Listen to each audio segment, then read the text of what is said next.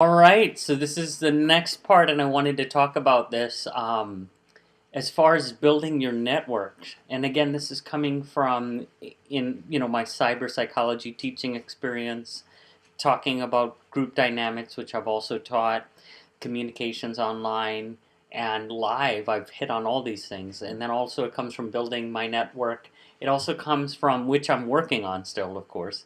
And it also comes from interviewing a lot of people on the subject, assisting motivational leaders, and connecting with people in a myriad set of ways.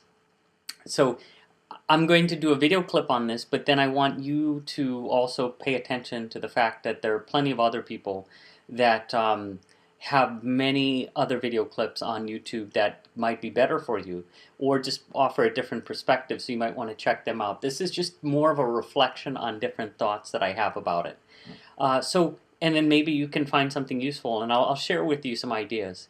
So I have some friends that have actually connected online with celebrities. And it's pretty interesting because they just reach out to them. You can do it through Twitter, you could do it through Facebook, they could do it through LinkedIn, and you'll sometimes have representatives of celebrities contact you. What's also interesting is that if you have a vehicle through one avenue, you can connect with people. For example, there was one writer who connected with me, interviewed me, and then what happened was he had 4 articles. So for the Washington Times, if you Google my name in the Washington Times, you'll see his name there. And then Paul Mountjoy. But what he also did was he also connected me. He basically opened the door for other things. And then I connected him with my network. And we did it online. And then I also picked up the phone, connected, because people who I had in my network, I could connect with his network. So what I found very helpful, and this is it's true, and also this also comes from my career development teaching experience and coaching others on finding work and all these types of things, is that they also tell you if you are trying to find work, have something to offer, like a free sample or something like that.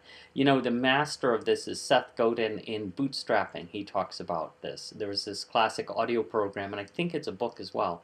And he talks about how you want to have 6 points of contact before you give your resume. So build a relationship first that's kind of reciprocal, and then you give your cover letter or resume. What I found also very helpful is that if you're building your network, if you're kind of exciting and there's something that you have that somebody wants or wants to get to know you better kind of thing, they want to connect with you, that tends to work. But I also know other situations. I belong to a site called Couchsurfing. And what I like about that site is Couchsurfing is great. I host travelers, and I connect mainly with people here that are basically in the area, and we'll go to events. We have brunches. We do all these things. So online groups are a great way to grow your network. You know why? You belong to the group, and then you go to an event, and then you meet more people. They know you from the group. And if they see what a lot of people will say is, well, I saw such and such, or I saw, you had a testimonial and that person basically said you were a good person, and or they had a great time, hanging out with you or staying at your place or whatever it was. Now, one thing I think is really interesting is as you're growing your network, you're going to have some people that don't reciprocate.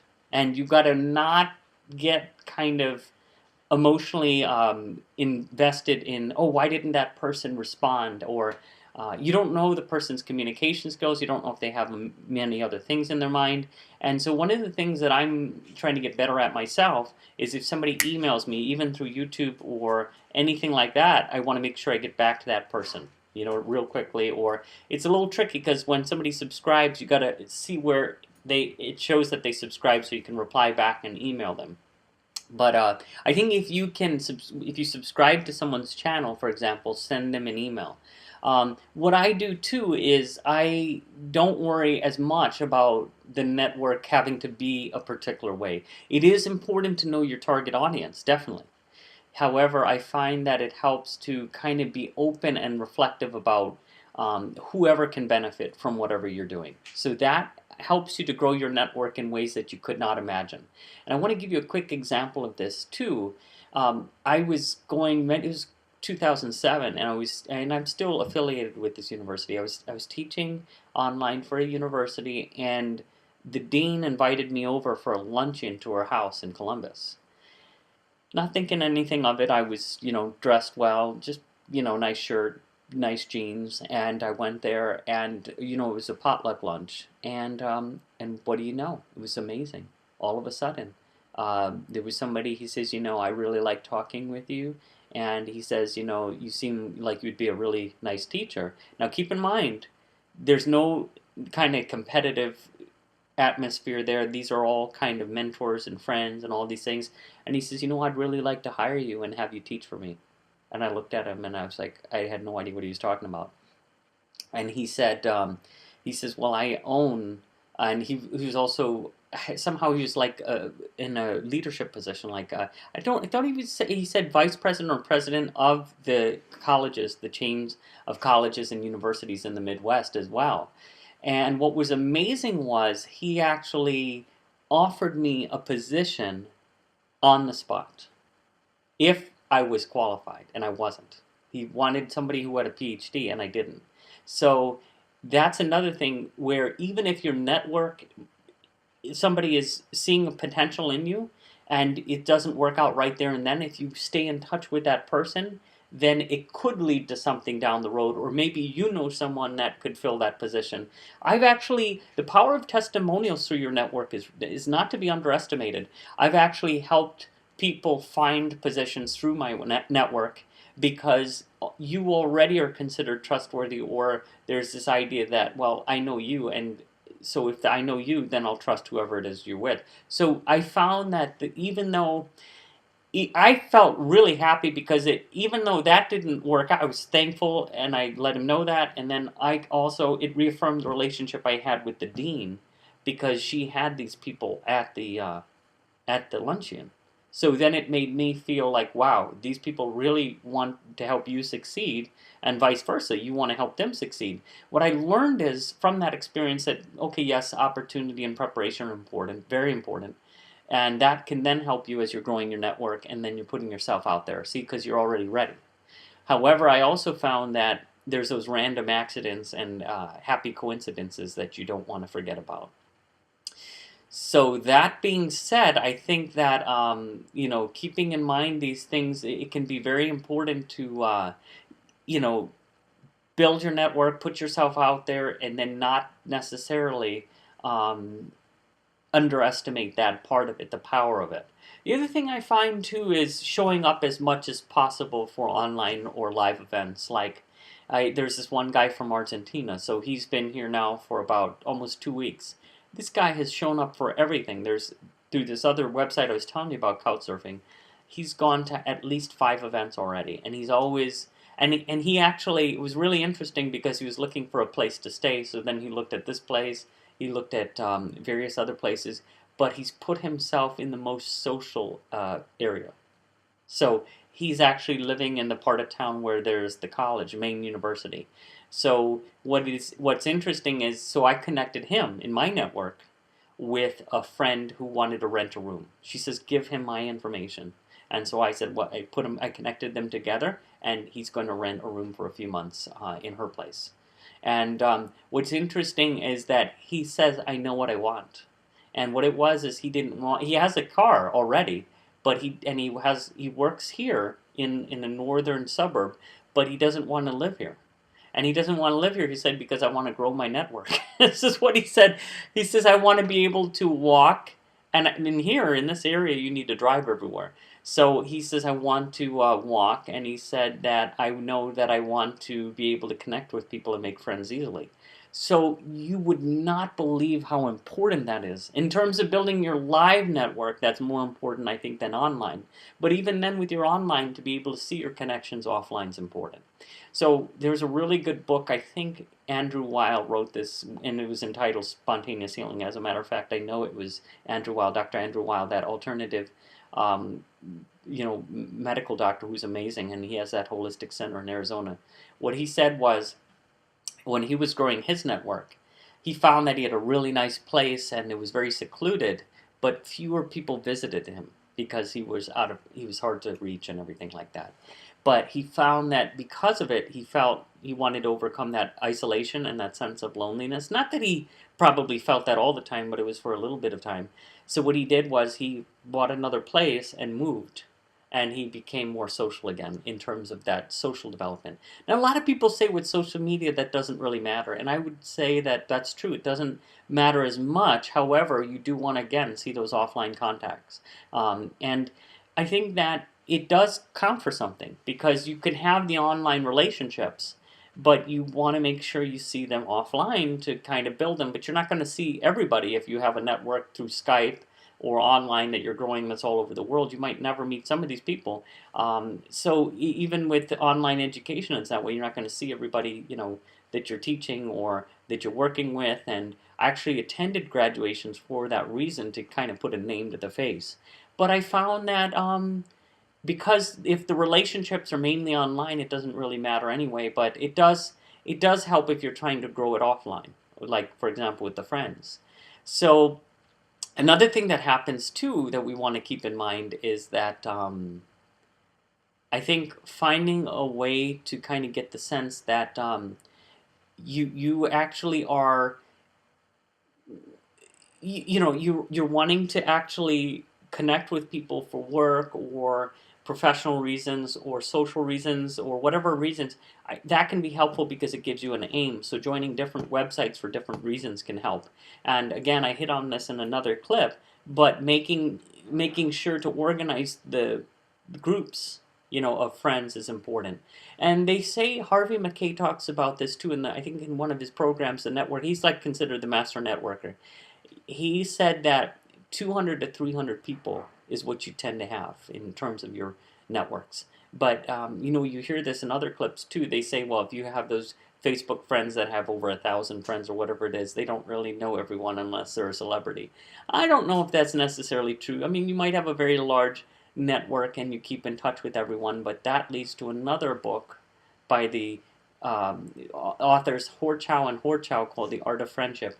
They say that if you have a very close friend, you got to see that friend once a year, even if they're in another country, another city. Of course, a lot of factors depend on this, but some people pick up after many years and then they connect. What you'll also find is your networks will grow and change based on similarities and perceived kind of paths. Where's this person on their life journey?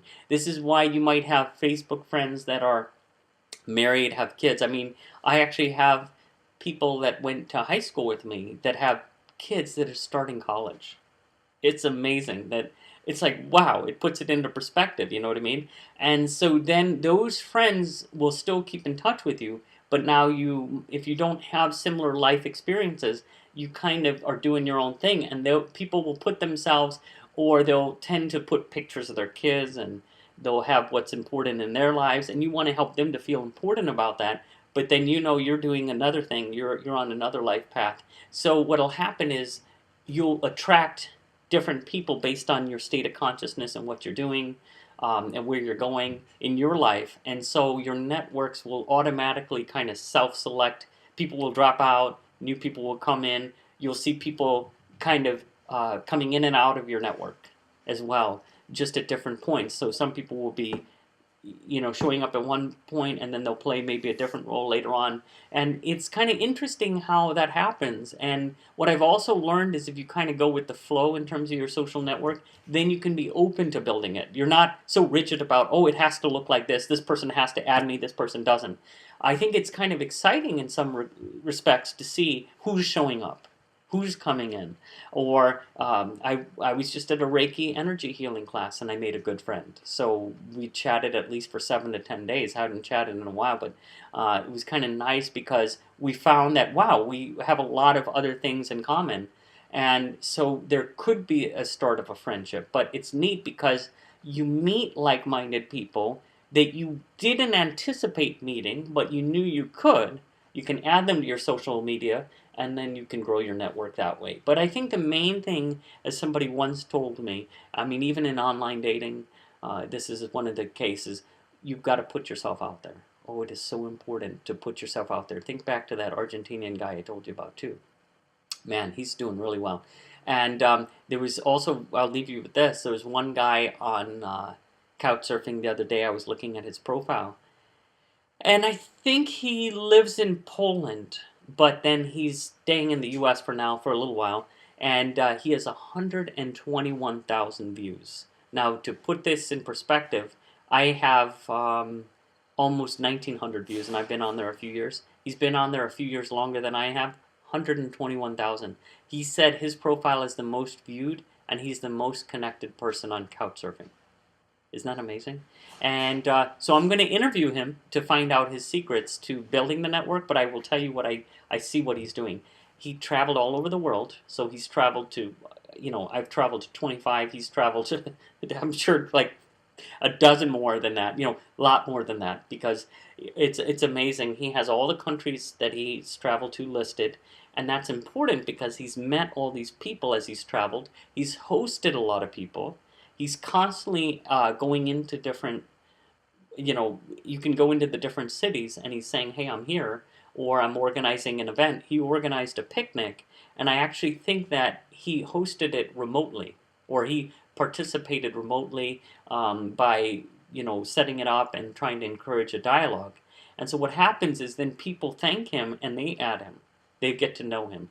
So if you do things for people and you're trying to genuinely help them out, you will build your network. I think those are the lessons that we can learn from him. I'm still going to interview him and add him. But it's pretty amazing. But there are a lot of people that don't grow their network or don't take steps. And by the way, the guy's into international marketing, so that kind of helps. That's one of his professions. He has like a couple, but that was one. That's been one of them.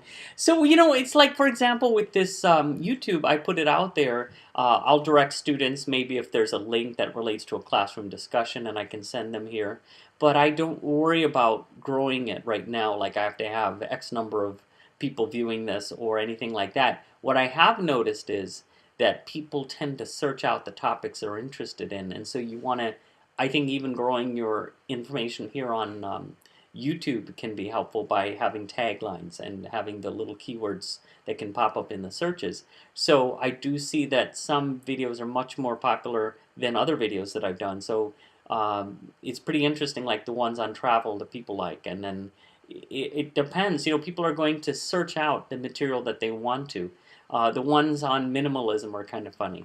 But the funny things are, people will like what they like and they'll connect with you. And so you don't have to be sweating too much. I do think you want to find out how to be effective for whatever area you're trying to be effective in. So look at what the top people are doing in the ways that you want to be, like whether it's business or a particular industry, and then find out what they're doing and kind of emulate that. I think that does help, or hiring people to help you to get marketed or whatever you feel is important. But anyway, just wanted to share some thoughts, and thank you for listening.